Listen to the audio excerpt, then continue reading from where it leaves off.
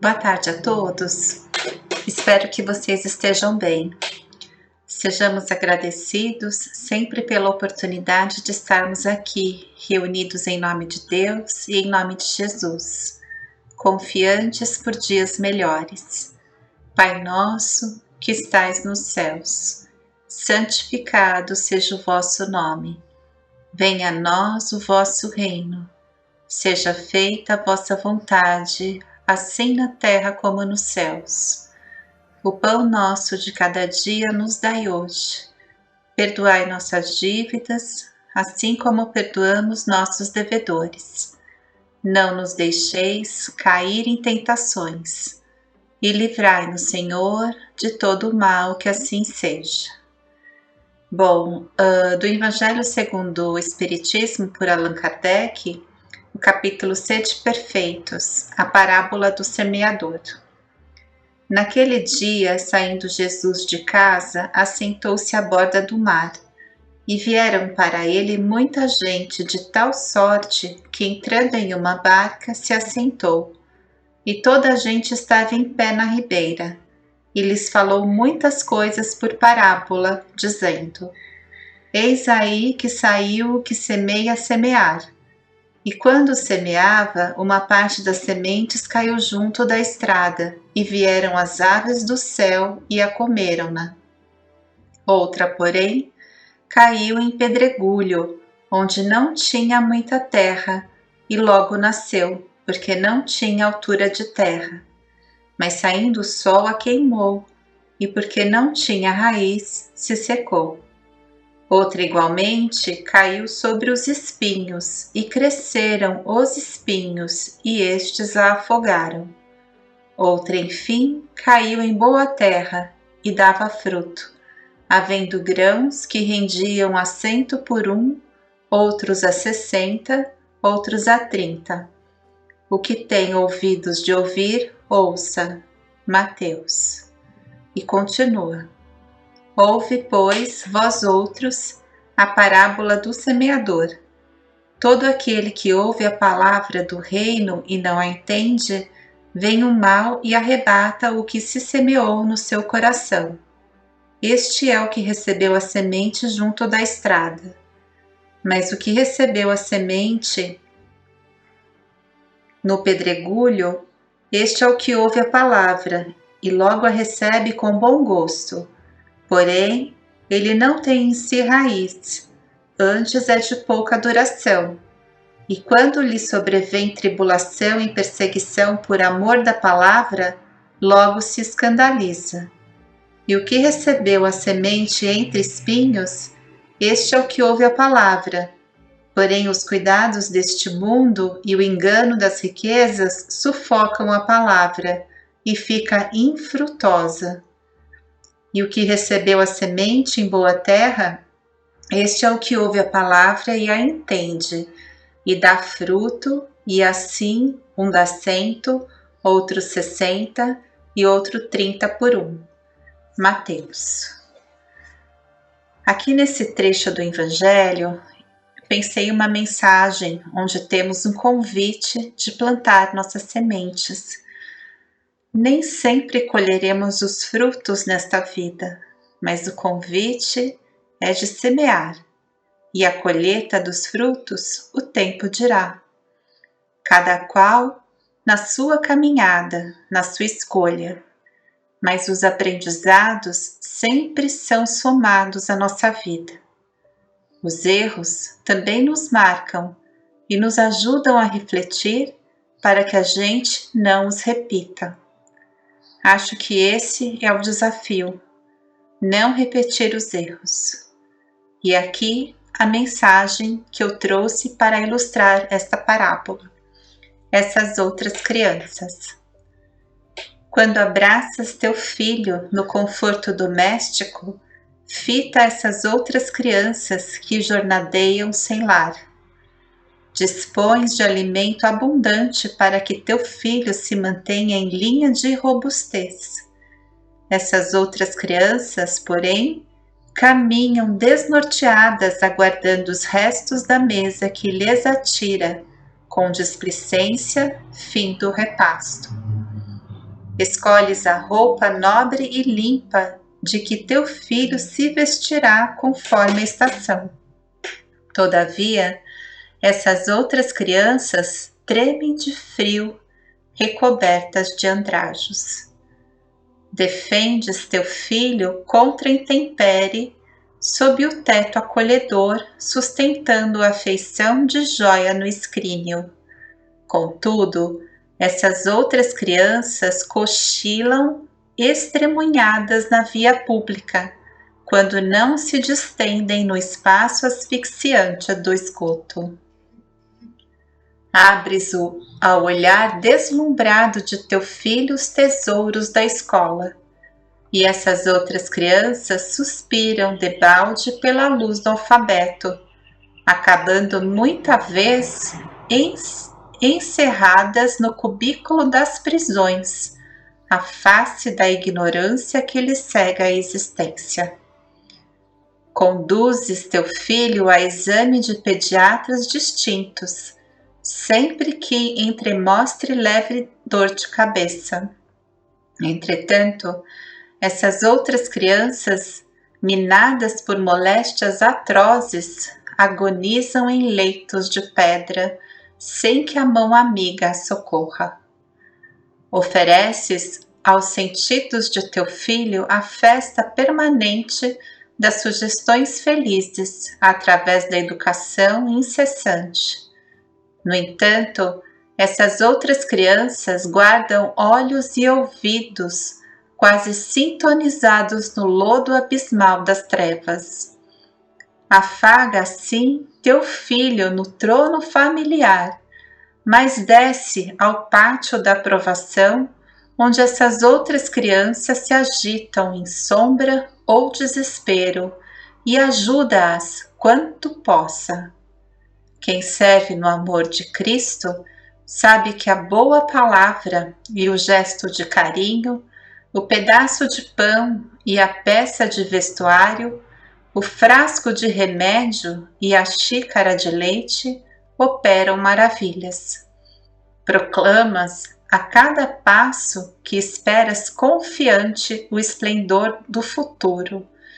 Mas enquanto essas outras crianças chorarem desamparadas, clamaremos em vão pelo mundo melhor. Emmanuel. Então, fica a reflexão da parábola do semeador e a sugestão a essas outras crianças que estão no nosso caminho de alguma forma, não é mesmo? Enquanto essas outras crianças chorarem desamparadas, clamaremos em vão pelo mundo melhor. E hoje nós não falaremos do livro Os Mensageiros. Trouxe um texto do livro Pelos Caminhos de Jesus, ditado pelo Espírito Amélia Rodrigues e psicografado por Divaldo Franco. Esse texto foi adaptado por Viviane Longo.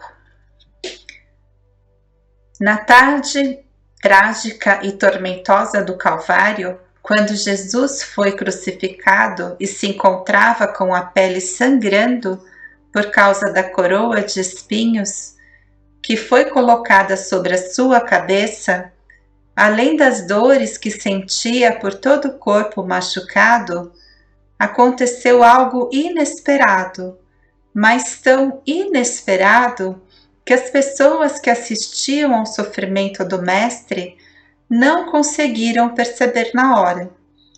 Só se ouvia o ruído do vento e das trovoadas, e alguns dos homens que assistiam àquela cena se divertiam, enquanto outros choravam e lamentavam em profunda tristeza.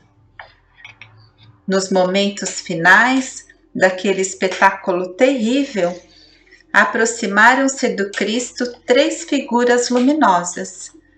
A primeira, uma jovem mulher que olhou no rosto de Jesus com ternura e disse-lhe: Senhor, venho te contar sobre o meu fracasso na tarefa que recebi. Segui teus passos, e procurei abrigo no coração dos homens, pois achei que tivesse ouvido tua palavra. Eu os animei nos momentos difíceis, convidei-os para o trabalho fraterno. Também estive presente nas 3 vezes em que Simão Pedro negou te conhecer, mas ele me expulsou do coração naquele momento. O Senhor me conhece, eu sou a fé. Jesus olhou para ela em silêncio e em agonia. Sua vista estava embaçada pelas lágrimas. Em seguida, olhou para a segunda figura luminosa que se aproximou, dizendo: Vivi todas as tuas instruções e procurei ajustar as ideias ruins que há na cabeça dos homens. Alguns deles estavam tão tristes e magoados e com raiva que quase enlouqueceram, mas graças à tua palavra de libertação, consegui que eles confiassem em dias melhores, fazendo suas tarefas bem feitas para um futuro abençoado. Entrei no coração daquelas pessoas que sentiam muita saudade dos seus amados, e quando fui ajudar ali, todos ficaram mais encorajados a seguir adiante na marcha do progresso. Consegui achar a oportunidade de fazer o bem, mesmo quando achei que não tinha mais jeito. Eu cheguei até Judas e pedi para ele voltar a pensar com tranquilidade e clareza, mas estava tão perturbado e arrependido que não me escutava. Quando vi seus pensamentos angustiados, eu o abracei com carinho e disse baixinho em seu ouvido: sempre temos uma nova chance, sempre haverá oportunidade de melhorar e corrigir os erros, sempre. Mas mesmo assim ele não me ouviu e decidiu se enforcar numa figueira de tanto desespero. Por isso, Senhor, sinto que fracassei entre os homens e agora peço que me deixe te acompanhar para o alto, abandonando o planeta Terra. Como te lembras, eu sou a esperança. Jesus as ouvia em silêncio e sentia dores profundas no corpo. Estava quase insuportável, mas ainda tinha forças para ouvir a terceira figura luminosa que dele se aproximou. Todos os lugares em que o Senhor esteve e distribuiu amor e carinho, eu também fui. Através das tuas mãos, pude ajudar pessoas a falar e cantar. Ensinei-lhes a prestar atenção nos sons da natureza, o canto dos pássaros, a correnteza dos rios, o sopro do vento. Conduzi pernas que não caminhavam a se moverem novamente. Curei as pessoas de doenças. Nunca tive dúvidas de que deveria ajudar quem quer que fosse. Daí as pessoas ficavam agradecidas e até mais simpáticas. Eu dei muito apoio às minhas irmãs Fé e Esperança. Lembra-te da multiplicação de pães e peixes? Ou daquele dia das bodas de Caná, em que a água se tornou vinho? Mas agora, vendo-te nesta situação, machucado por esses homens que te condenam, não suporto mais tanta ingratidão. Peço-te que me leve junto a ti, para longe deste lugar, para as estrelas. Lembra-te de mim, sou a caridade. Quando a terceira figura terminou de falar, veio um pesado silêncio em toda a terra. Jesus então exclamou: perdoa estes homens, Pai, porque não sabem o que fazem. Em seguida, houve uma movimentação estranha entre os soldados e o povo, e de repente abriu-se entre as nuvens cinzentas uma estrada de luz. de onde vinha uma quarta figura luminosa que chegou bem perto de Cristo e disse: Eu sou o anjo da misericórdia. Fui enviado pelo Pai para atender ao teu pedido. Podes dizer o que queres que eu faça e eu o farei. Naquele momento, Jesus não podia mais ser ouvido pelos homens, mas pediu ao anjo em um tom de voz ainda mais baixo: Fique aqui na terra, fique com esses homens e leve contigo em meu nome as 3 irmãs, fé, esperança e caridade, para que os corações aflitos dos homens que me conhecem, mas também os que não me conhecem, possam ter seus sofrimentos aliviados. Mantenham-se firmes até o fim, como luzes acesas apontando os caminhos felizes. Foi então que as 3 virtudes abraçaram o anjo da misericórdia para recolher os espíritos em grave sofrimento causado por aquele momento de partida do Cristo. Primeiramente visitaram Judas, que se sentia culpado pela condenação de Jesus. Depois foram até Pedro, que não se perdoava por ter negado 3 vezes que conhecia e seguia Jesus, quando os soldados lhe perguntaram, e o preparou para o trabalho seguinte de espalhar a palavra do Mestre. Em seguida, as 4 figuras luminosas partiram em longa viagem por todos os cantos do planeta Terra.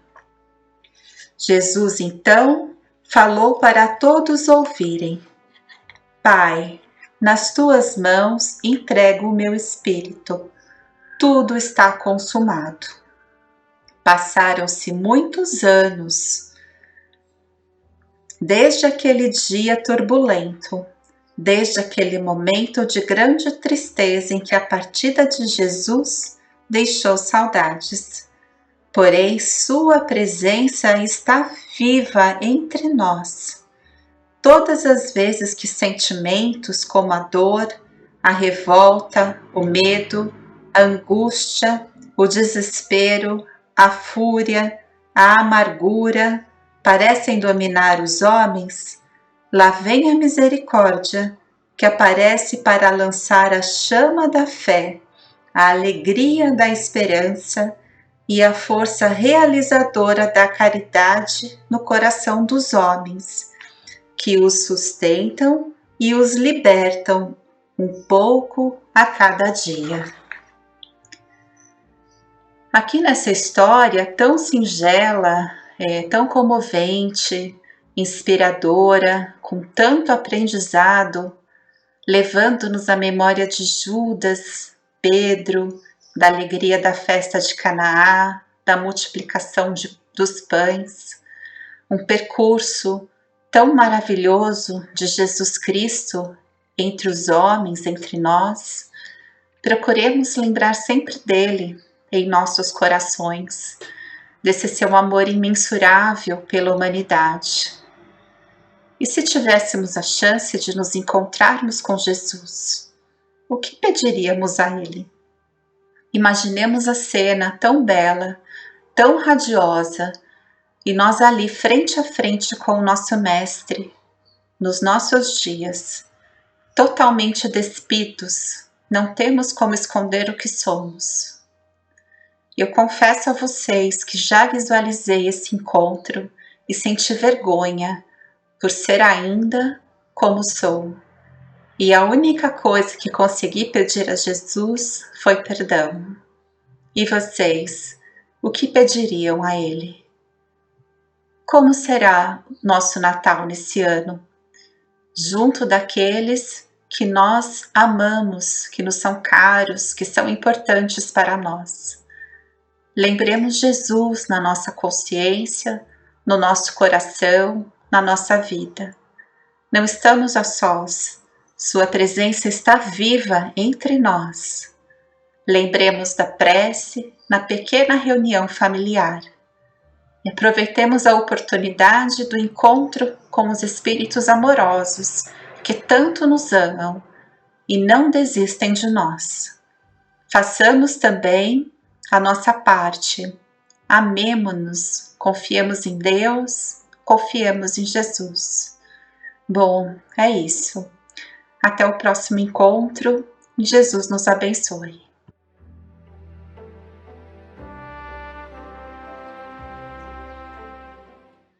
Boa tarde a todos.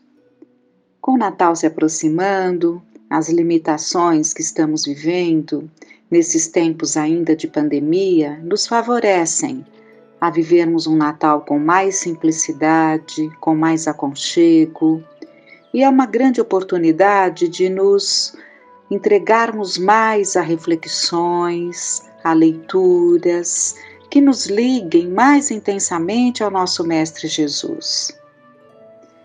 E no livro Até o Fim dos Tempos, pelo Espírito Amélia Rodrigues, nós temos uma página que vai nos ajudar bastante a nos entregarmos, a voltarmos no tempo e refletirmos sobre alguns pontos muito importantes. Chama-se o reino transitório e o permanente. As notícias voavam céleres, de bocas a ouvidos ansiosos, informando os acontecimentos que tinham lugar por toda a Galileia. Os viajantes que atravessavam o Jordão na direção do Oriente levavam as informações do que estava se sucedendo naquela região. Ainda não havia sido silenciada a voz do Batista e o seu encanto atraía outras multidões esfaimadas de amor e de esperança que ele nutria com ternura como dantes jamais se vira igual. Porque João Batista, primo de Jesus, na verdade João o Batista, porque ele batizava,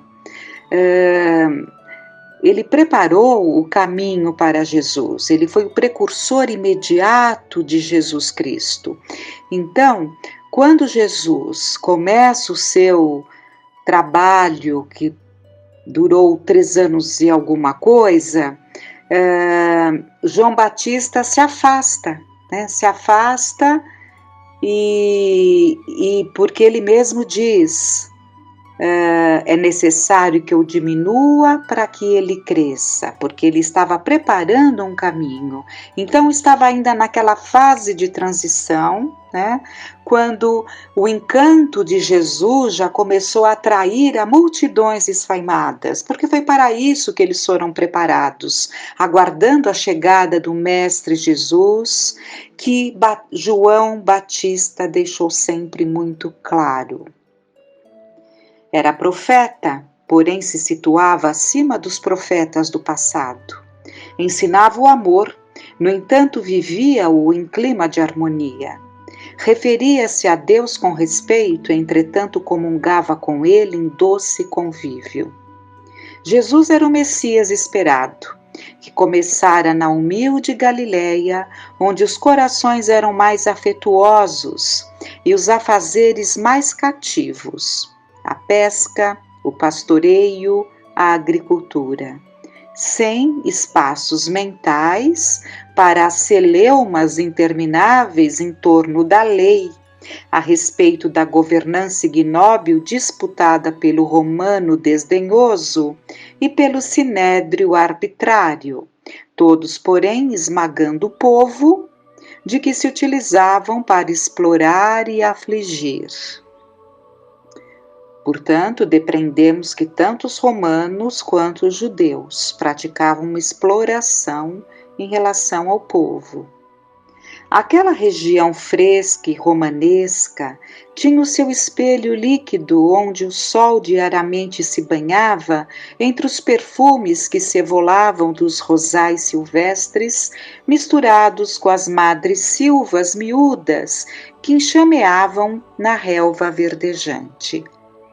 Oliveiras antigas desenhavam arabescos variados nos troncos retorcidos, enquanto as ondas se arrebentavam incessantemente entre seixos e conchas, espalhados sobre areia de tonalidade creme.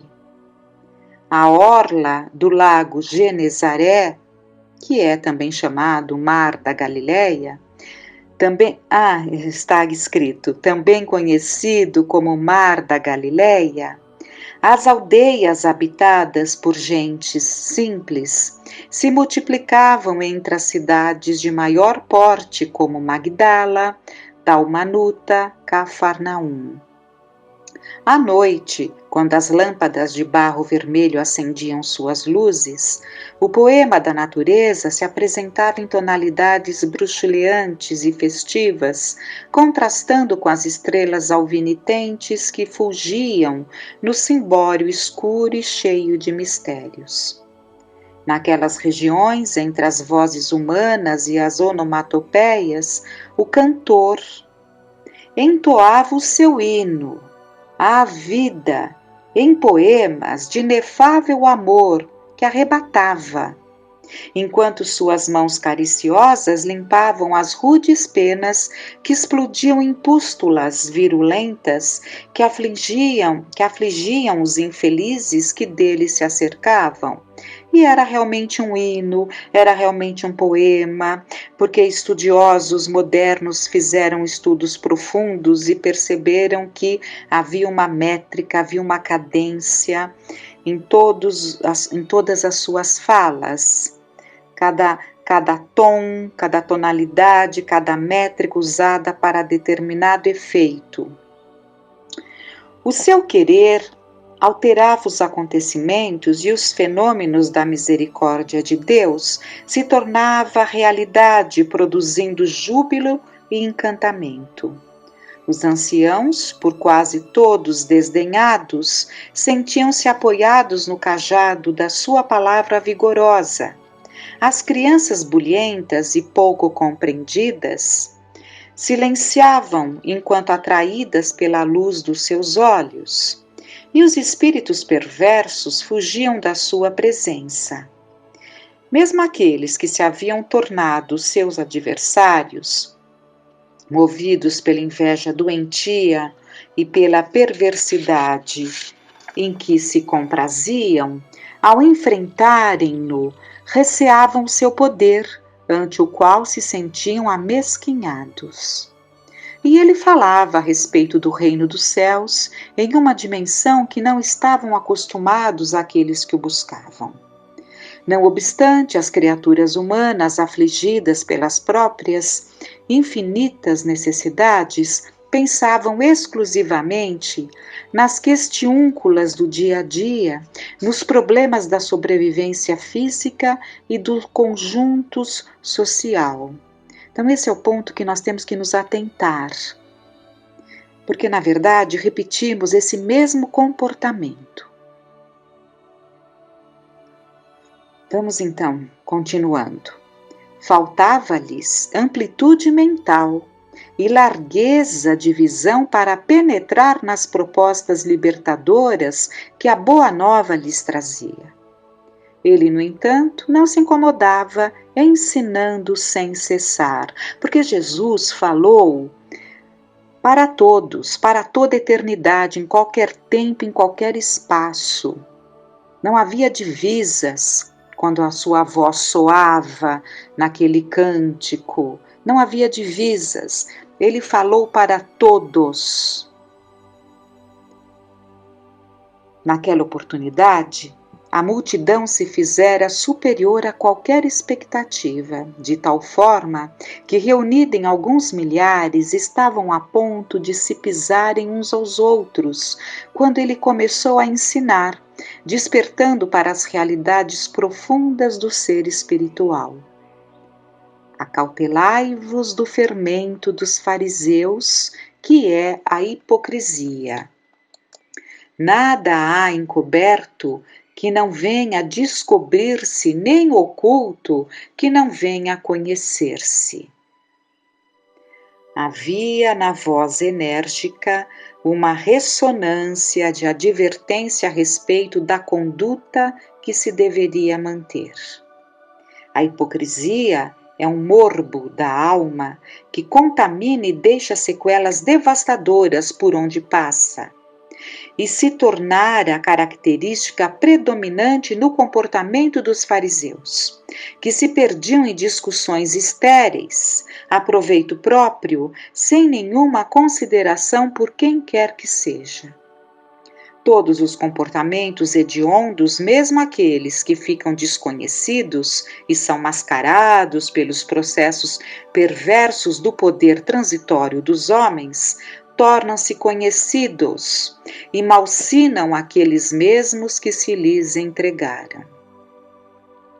Então, são ensinamentos profundos que Jesus nos traz, que nada ficaria encoberto. E mais do que nunca, vivenciamos exatamente o alcance dessa colocação. A vida é uma canção de luz, sempre renovadora e rica de realidades. Prosseguindo, acentuou com a mesma energia. Por isso, tanto quanto tiverdes falado nas trevas, tudo quanto tiverdes falado nas trevas, ouvir-se-á em plena luz. E o que tiverdes dito ao ouvido em lugares retirados, será proclamado sobre os telhados. Digo-vos, meus amigos, não temais aqueles que matam o corpo e depois nada mais podem fazer. Vou mostrar-vos a quem deveis temer. Temei aquele que, depois de matar, tem o poder de lançar na geena. Sim, eu vou-lo digo, a esse é que deveis temer.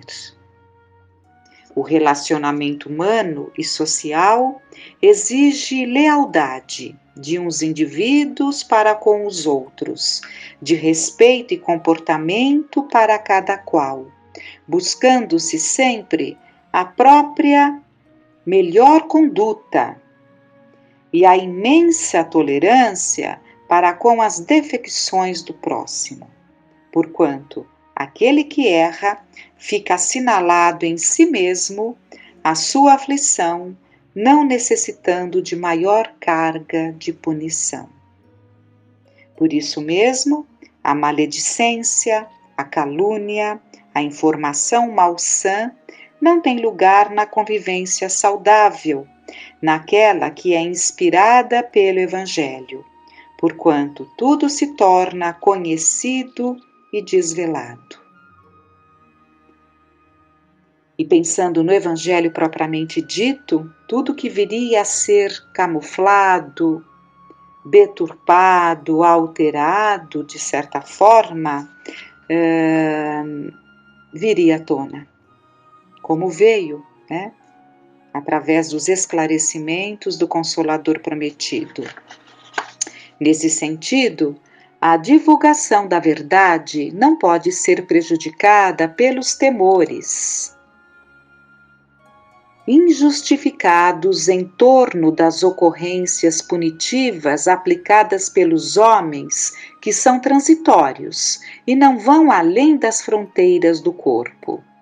No entanto, aquele que é o poder e que acompanha o ser após o decesso celular, este sim merece respeito e consideração, porque é quem julga as condutas, encaminhando os infratores para as regiões de sombras e sofrimentos.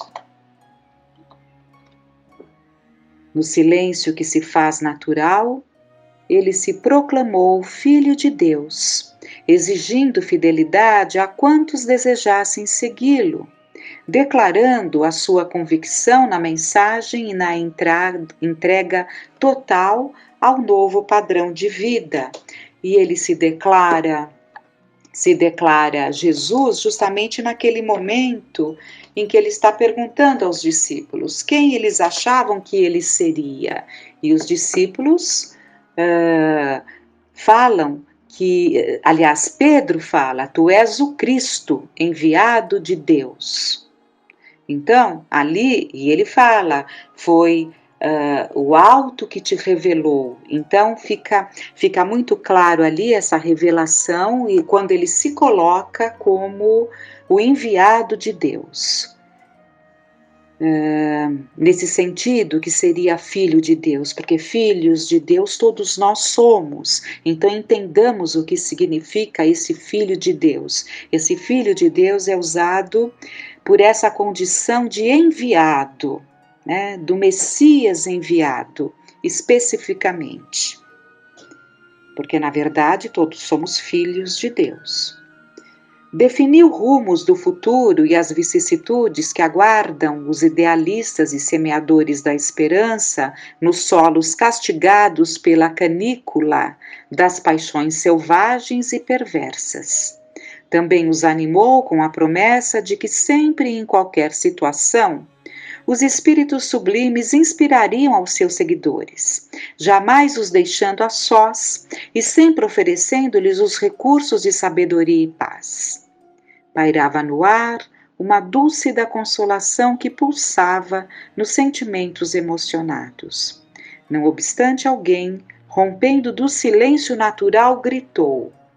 Então vejam que esse é o ponto que nos alcança, porque nós podemos nos perceber nessa condição de distanciamento em relação àquilo que ele nos trouxe. Então, depois de todas essas colocações tão elucidativas que emocionou a tantos, alguns outros não alcançaram essa condição. E um dos presentes pergunta, mestre, ele rompe o silêncio e diz, mestre, diz a meu irmão que reparta comigo a herança. Era isso que estava na cabeça dele. Não poderia ser mais inusitada e absurda a solicitação, destituída de conteúdo nobre, porquanto as propostas diziam respeito a outro reino, distante do mundo fugaz, e a criatura se encontrava encurralada no interesse mesquinho e imediato do poder e do prazer. Conhecedor da alma humana e do labirinto pelo qual transita, o mestre respondeu sem perturbar-se. Homem, quem me constitui juiz ou repartidor entre vós? Olhai, guardai-vos de toda a cobiça, porque mesmo que um homem viva na abundância, a sua vida não depende dos seus bens.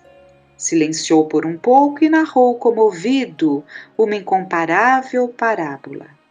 Havia um homem rico, cujas terras lhe deram uma grande colheita, e pôs-se a discorrer, dizendo consigo, que hei de fazer, pois não tenho onde guardar a minha colheita? Depois continuou, já sei o que vou fazer. Deitarei abaixo os meus celeiros, e construirei uns maiores, e guardarei lá o meu trigo e todos os meus bens. Depois direi à minha alma, alma, tens muito bens em depósito para muitos anos, descansa, come, bebe e regala-te. Deus, porém, disse-lhe, insensato, nesta mesma noite pedir-te-ei a alma. E o que acumulaste para quem será? Assim acontecerá ao que entesoura para si e não é rico em relação a Deus. Um sentido exclusivo tem a existência humana, a preparação para a sua imortalidade espiritual. Todos quantos transitam no carro físico deixam-no e seguem com os valores amealhados emocionalmente, sejam quais forem. A vida estua além da dimensão do corpo carnal, exuberante e luminosa, aguardando todos que a enfrentarão.